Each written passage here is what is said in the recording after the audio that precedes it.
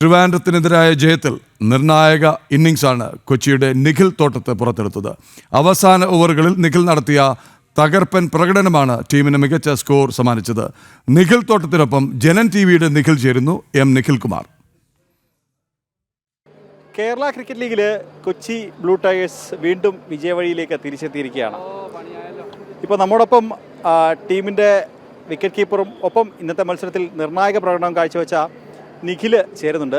നിഖിൽ ഒരു 44 റൺസ്, ഒരു അർദ്ധ സെഞ്ചുറിക്ക് അരികെ വീണു. പക്ഷേ ടീമിൻ്റെ വിജയത്തിൽ നിർണായകമായൊരു പങ്ക് വഹിക്കാൻ സാധിച്ചു.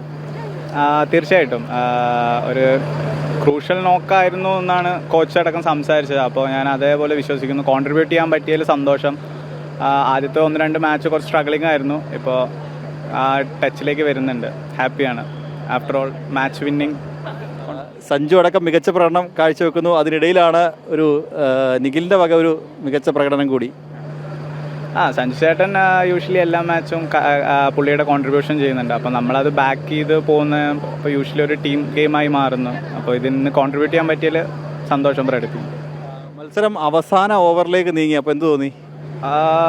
നമ്മുടെ അധിക മാച്ചും ഈ ലാസ്റ്റ് ഓവറിലേക്കായിരുന്നു. ലാസ്റ്റ് ഓവർ ത്രില്ലറായിരുന്നു. ഈ മാച്ച് യൂഷ്വലി ഹോപ്പ് ഉണ്ടായിരുന്നു.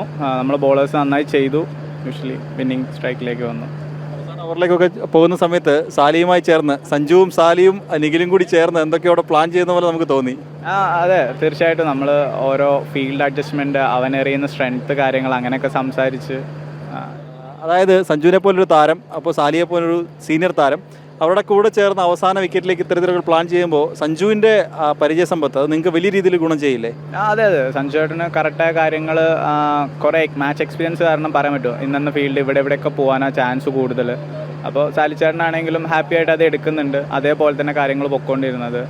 അപ്പോൾ ഫൈനലി ലാസ്റ്റ് മാച്ച് സഞ്ജുഭായിയുടെ ഒരു ആബ്സെൻസ് ചെറിയ രീതിയിൽ നമ്മളെ ഫീൽഡിങ്ങിലൊരു ഇതുണ്ടായിരുന്നു. പക്ഷേ അത് ഇന്ന് പുള്ളി വന്നപ്പോൾ അത് കറക്റ്റായിട്ട് പുള്ളിയുടെ എക്സ്പീരിയൻസ് നമുക്ക് യൂസ്ഫുള്ളായി.